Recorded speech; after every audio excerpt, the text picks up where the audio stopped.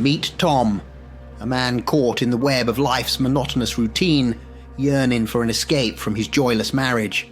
Enter Vincent, a mysterious figure whose magnetic allure leads Tom into a whirlwind of dangerous indulgences.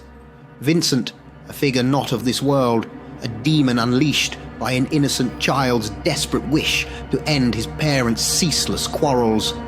As the web of deception unravels, a chilling revelation emerges. Every sordid step, every heartbreak, orchestrated by a malevolent force. A tragic twist of fate leaves a family shattered, a child orphaned, and a haunting lesson on the perils of desire. Join us, if you dare, for a journey into the darkest corners of the human heart, where wishes turn to nightmares and demons walk among us. The air in the Johnson household was thick with tension, an all too familiar scene for young Danny. He sat at the top of the stairs, knees drawn up to his chest, listening to the sharp exchange of words between his parents in the living room below. The voices of Tom and Sarah Johnson, once harmonious, now clashed like discordant notes in a failed symphony. "You never listened to me, Tom." Sarah's voice rose above the cacophony of their argument, her words laced with frustration. "I'm tired of this, Sarah. It's always the same thing," Tom shot back, his voice heavy with weariness and resentment. Danny closed his eyes, wishing he could block out the sound, wishing for a peace that seemed so distant. He heard the front door slam shut, signaling his father's departure. Tom needed an escape, and tonight, like many nights before, it would be the local bar. Tom sat at the dimly lit bar, his mind a whirlwind of thoughts, each one a bitter reminder of his failing marriage. The bartender slid a glass of whiskey toward him, a temporary solace for his inner turmoil. He hadn't noticed the man sitting next to him until he spoke. "Tough night?"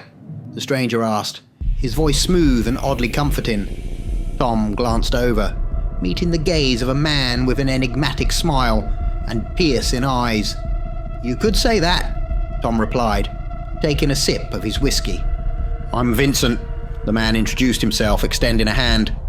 "Tom," he replied, shaking Vincent's hand, feeling a strange sense of intrigue. Vincent had an air of confidence and mystery about him. He listened intently as Tom vented about his marriage, nodding sympathetically.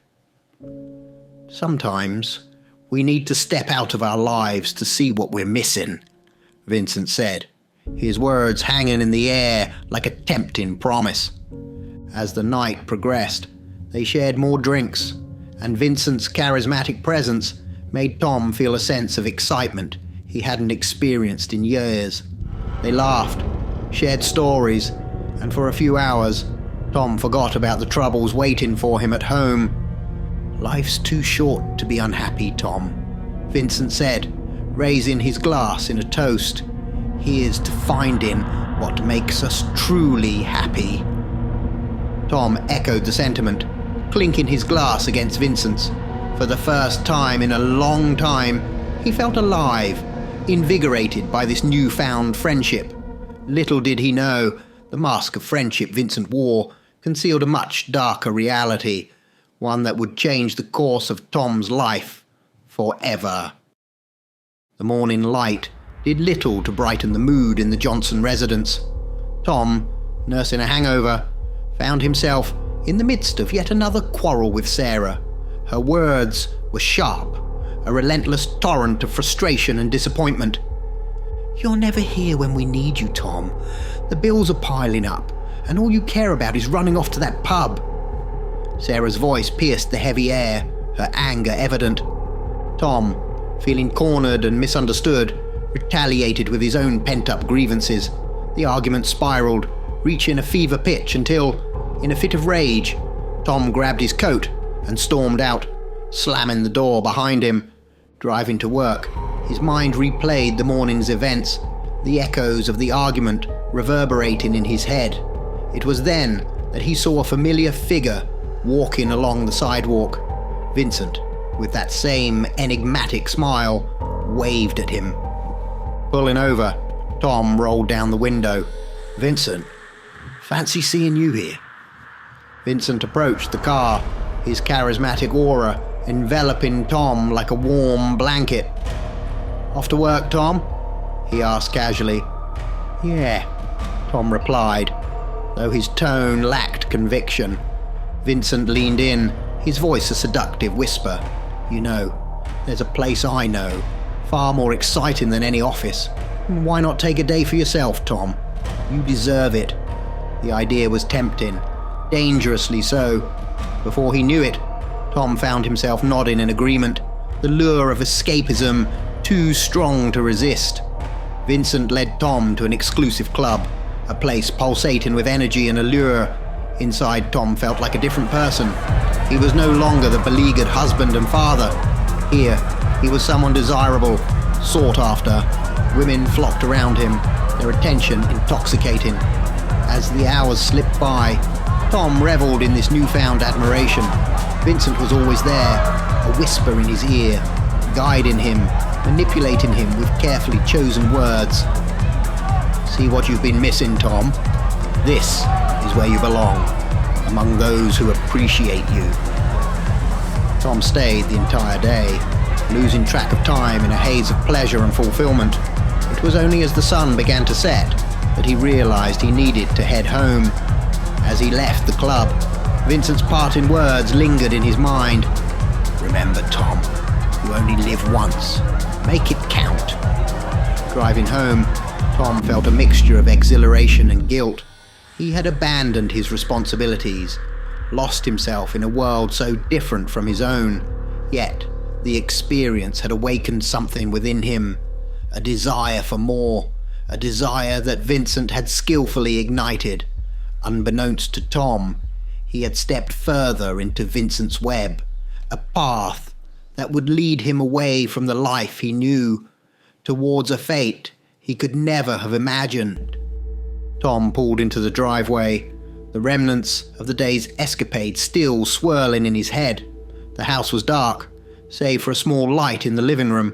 Stepping inside, he was met with an eerie silence, a stark contrast to the vibrant chaos of the club. "Danny," Tom called out, his voice echoing through the empty space. Moments later, his son appeared at the top of the stairs, his eyes wide with the innocence that Tom felt slipping away from himself. "Dad, you're home?"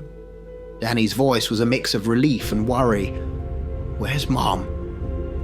Tom shrugged, a pang of guilt washing over him.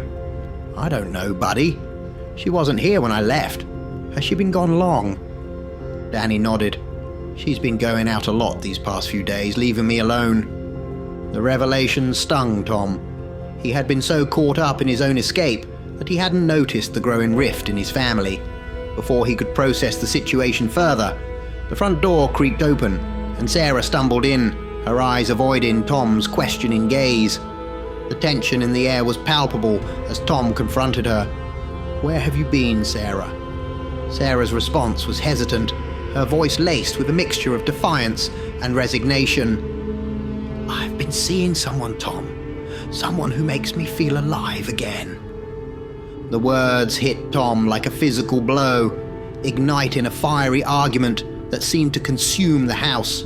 Accusations flew, bitter truths surfaced, and the foundation of their marriage cracked under the weight of their pent-up frustrations. Upstairs, Danny cowered in his room, the sounds of his parents' argument piercing through the walls. Tears streamed down his face as he whispered to himself, "Make it stop. Please, make it stop." He reached under his bed, pulling out an old, worn book, the source of a ritual he had performed weeks ago in a desperate plea to end his parents' constant fighting. "I asked for it to stop. Why isn't it working?" He sobbed, his young mind unable to comprehend the dark forces he had unwittingly unleashed. As the argument downstairs reached its climax, with Sarah and Tom's voices melding into a cacophony of anger and pain, Danny clutched the book to his chest. The ritual, meant to bring peace, had instead spiraled into a nightmare, one that was tearing his family apart. Unseen by the distraught family, a shadow lingered outside Danny's door, its presence a chilling reminder of the unintended consequences of a child's innocent wish. The day had barely started when Tom, driven by a gnawing suspicion, decided to leave work early. He couldn't shake the image of Sarah's confession from his mind, her words echoing hauntingly, the need to uncover the truth, to see the face of the man who had infiltrated his life, was overwhelming. Parking his car a few houses down, Tom settled in for a long wait. Hours dragged by, each minute amplifying his anxiety and suspicion, and then there he was, Vincent, emerging from Tom's own home. The sight was like a gut punch, leaving Tom reeling in shock and betrayal. As Vincent got into his car, he locked eyes with Tom.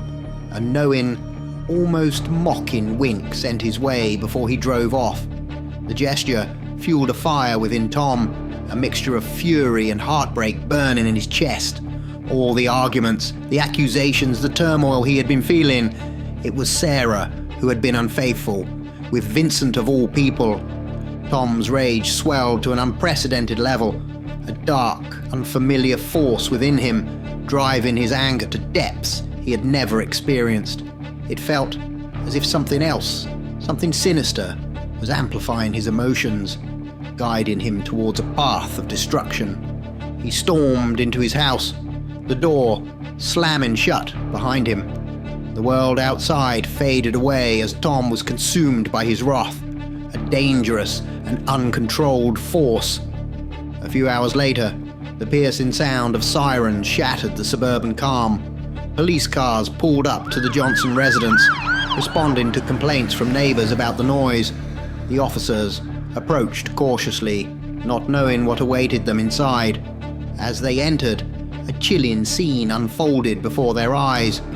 In the living room, Tom sat on the floor, his body shaking with sobs, his hands covered in blood. Before him lay Sarah, lifeless, her eyes staring vacantly at the ceiling.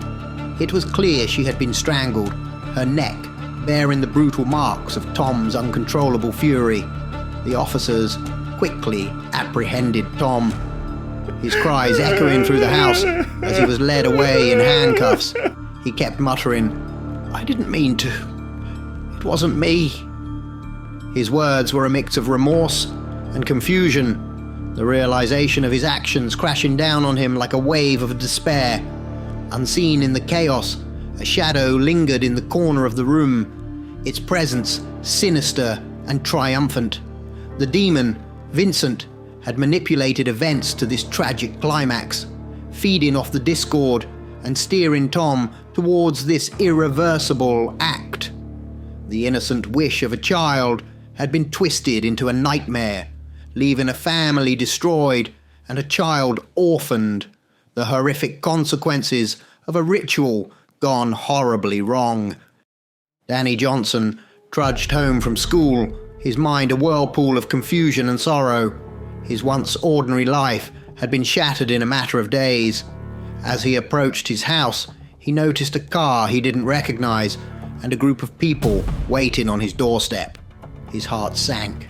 He instinctively knew they were from social services. Daniel Johnson, one of the social workers, approached him gently. "We need to talk to you. It's about your parents."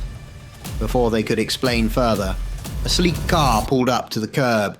The door opened, and out stepped Vincent, the man Danny had seen with his father but knew little about.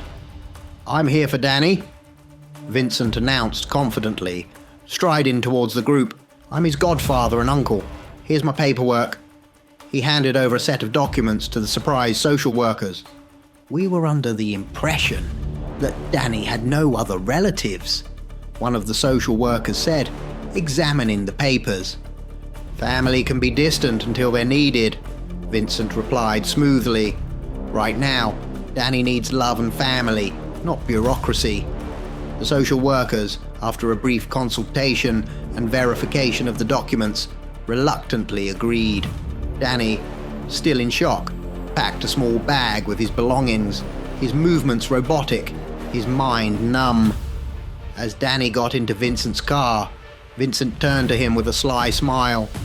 "Sorry it took a little longer than you wanted, pal. But these things take time. I always answer my children's wishes." Danny looked up at Vincent, a mix of confusion and fear in his eyes. He remembered the ritual from the old book, the wish he had made to stop his parents fighting. It was meant to bring peace, not this, not the loss of everything he held dear. As the car drove off, leaving the only home Danny had ever known behind, he sat in silence, trying to process the enormity of what had happened. Vincent, the man he thought was a friend of his father's, was now his guardian, a guardian whose true nature was shrouded in darkness and mystery. The story of the Johnson family ended on that solemn note, a tale of wishes gone awry, of demonic manipulations, and of a child's innocent desire for peace, leading to unimaginable consequences. As they disappeared into the fading light, Danny's future remained uncertain, in the hands of a being whose intentions were as enigmatic as his sudden appearance in their lives. And if you're still looking to fulfill your thirst for more horror, don't forget to check out this next video, unless of course you're frozen with fear already.